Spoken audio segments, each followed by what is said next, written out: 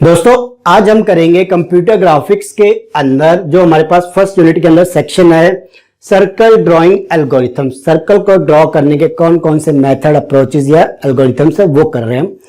तो जहां पे हम अभी तक दो टॉपिक कर चुके। पहला टॉपिक था basic concept of circle, then हमने देखा था उसके बाद जो दूसरा टॉपिक किया इससे पहले वाला जस्ट उसका नाम था कि कैसे हम पॉलिनोमियल मेथड को यूज करके सर्कल को रिप्रेजेंट कर सकते हैं। उसका एल्गोरिथम भी मैंने डिस्कस करवाया था। अब देखो हमारे पास जो दूसरा मेथड होता है सर्कल को रिप्रेजेंट करने का वो क्या है उसको स्टडी करेंगे। तो टॉपिक का नाम है ट्रिगोनोमेट्रिक और polar coordinate method for circle drawing और सर्कल रिप्रेजेंटेशन।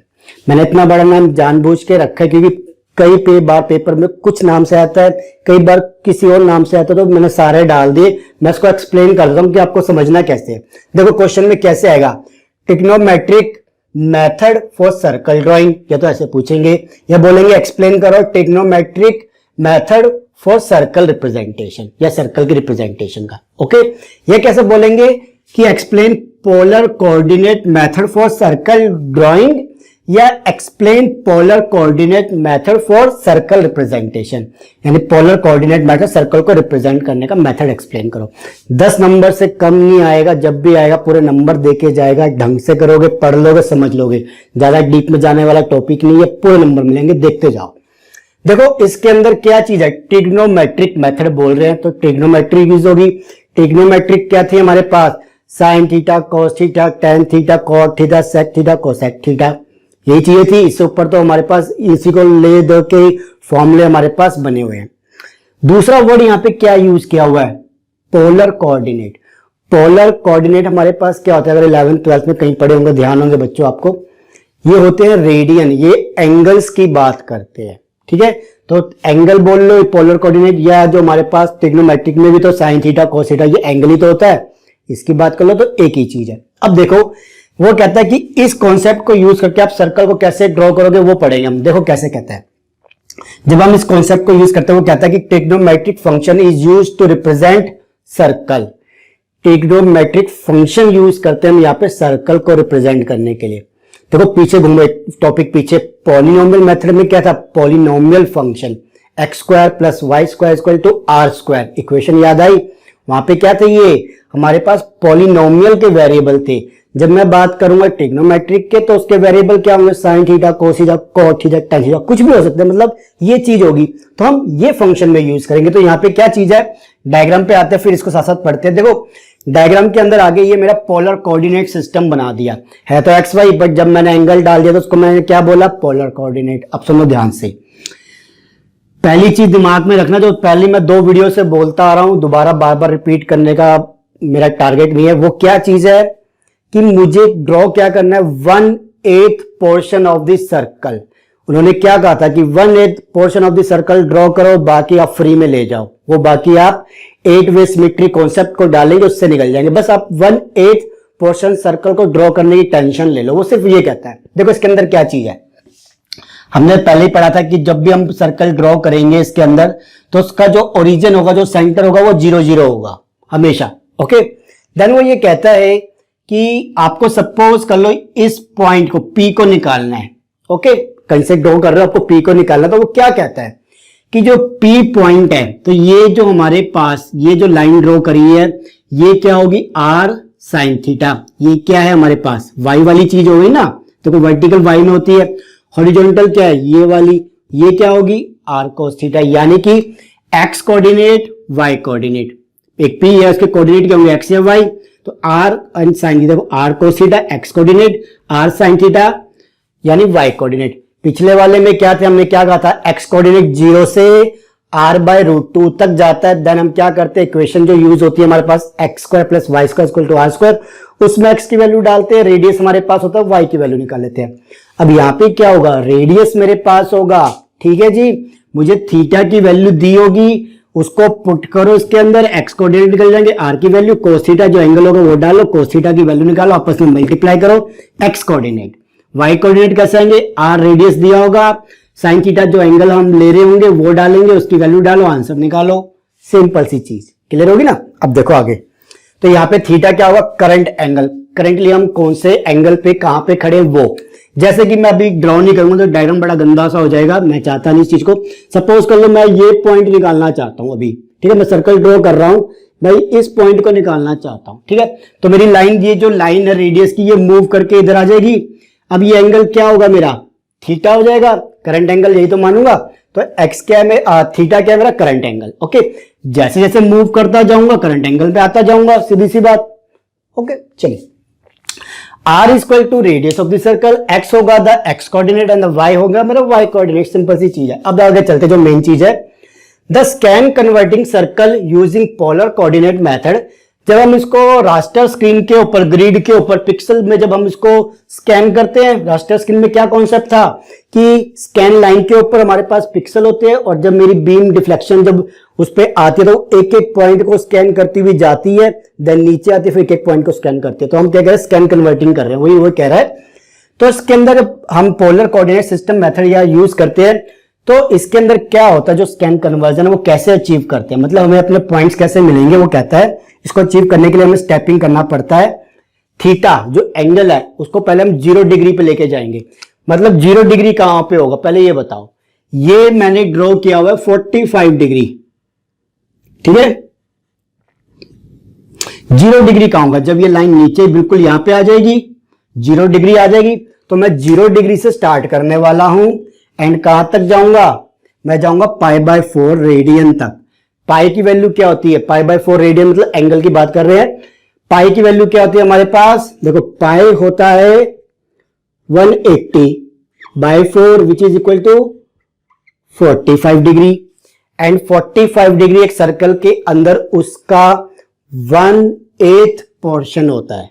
ये याद रखना, कैसे, 45 को अगर आप 8 से डिवाइड करोगे तो 360 डिग्री आ जाएगा। तो 360 टोटल में सर्कल का होता है हमारे पास एंगल। तो ठीक है, 1/8 पोर्शन यानी 45 डिग्री तक जाना, 0 से लेके 45 डिग्री, जो मैंने स्टार्टिंग में कहा था। 1/8 पोर्शन ड्रॉ करो, बाकी फ्री में ले जाओ, वो अगली वीडियो में देखेंगे फ्री में कैसे मिलते हैं हमें, ठीक है। चलिए, and each x and y value is calculated. तो एक्स एंड वाई की वैल्यू हमारे पास कैलकुलेट हो जाएगी। कैसे, सिंपल सी चीज, आर की वैल्यू मिल गई, थीटा हमने जो लेके चल रहे वो डालो, कोस थीटा एक्स दे देगा। वाई की वैल्यू कैसे निकालेंगे, आर साइन थीटा, थीटा की जो वैल्यू करंटली वो डालो, आंसर निकाल लो। अभी 0 पे खड़े तो 0 से वैल्यू निकाल लो, 0 से डालो, जो वैल्यू आएगी वो एक्स एंड वाई के कोऑर्डिनेट हो जाएंगे। सिंपल सी चीज। अब देखो आगे क्या करना है। However this method is more inefficient method than polynomial method.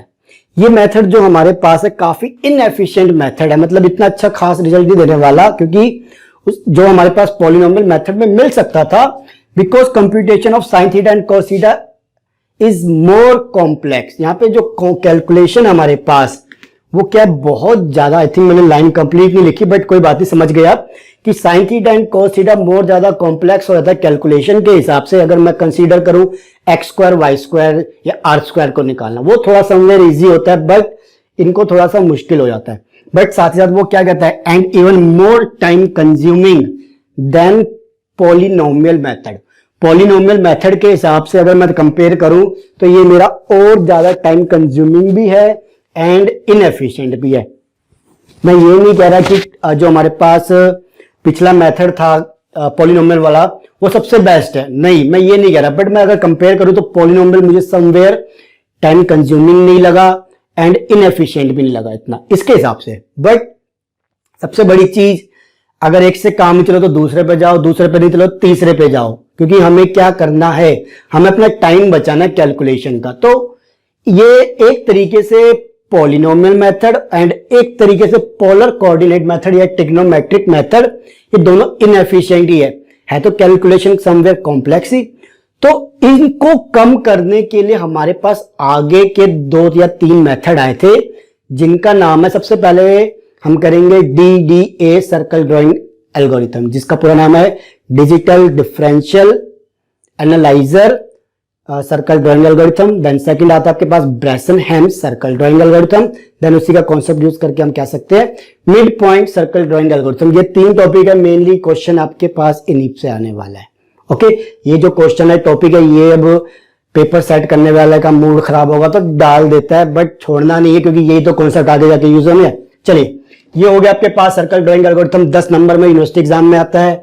I think ये नेट वालों को इतना नहीं पूछा जाता, पूछा भी जाए तो 0 to π/4 पूछ लिया जाएगा आपसे कि भाई जब आप ट्रिग्नोमेट्रिक मेथड यूज करोगे तो वहां पे x की रेंज क्या होती है हमारे पास, तो 0 to π/4 यानी एंगल की रेंज। ओके, एंड उसी को यूज करके हमारे यहाँ ये पूछ लिया जाएगा ये जो इक्वेशन है ये किसकी है। ठीक है, कुछ भी हो सकता है, तो ज्यादा डीप में वाली चीज नहीं है। डायग्राम समझ जाओ, हर चीज समझ जाओ, ये कर लो। अभी वीडियो खत्म नहीं हुई है। लास्ट वीडियो में मैंने आपको क्या कहा था, क्वेश्चन के अंदर आपके पास क्वेश्चन कैसे आता पेपर में, explain this polar coordinate method algorithm. ये तो हो गया कॉन्सेप्ट, एल्गोरिथम को कैसे एक्सप्लेन करोगे। तो भाई जो स्टेप हमने लिए वही करने हैं। सिंपल सी चीज क्या करना है कि रीड कर लो रेडियस क्या है मेरे पास पहले स्टेप में। दूसरे स्टेप में मैं क्या कहूंगा, read the angle theta. Theta क्या है, 0 डिग्री ले लिया मैंने। 0 डिग्री से लेने के बाद मैं क्या कहूंगा, put theta value and the this radius value in the equation for finding x and y value. X की वैल्यू इस इक्वेशन से, इस फॉर्मूले से, वाई की वैल्यू इसके अंदर से, वैल्यू थीटा की डाल के साइन थीटा की वैल्यू, थीटा की इसमें एक्स में डाल कॉस में डाल के इसकी वैल्यू, मेरे पास कंप्लीट एक्स एंड वाई की वैल्यू आ जाएगी। ये स्टेप हो गया। देन मुझे कैसे रिपीट करना है स्टेप को, देन मैं क्या कहूंगा, increment in the angle theta.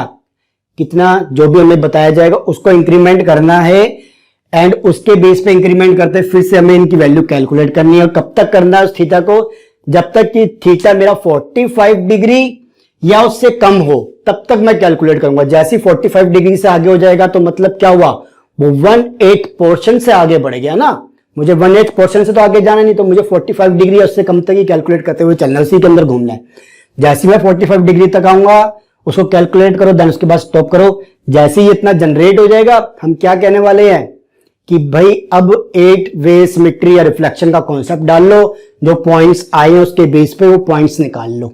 ठीक है, तो अगली वीडियो में अब हम ये देखेंगे कि भाई ये जो हम बड़े देर से 8 वे सिमेट्री बोल रहे, कह रहे कि एक मतलब 1/8 निकालो, 7 जो पार्ट बचे वो फ्री में ले जाओ, तो ये होता कैसे है ये मैं आपको बताऊंगा अगली वीडियो में। बहुत इंटरेस्टिंग वीडियो होने वाली है, ये गारंटी मेरी है। बट जैसे कराऊंगा प्रैक्टिकल वे में कराऊंगा, अपने आप आंसर निकालोगे आप, ये मेरी गारंटी है।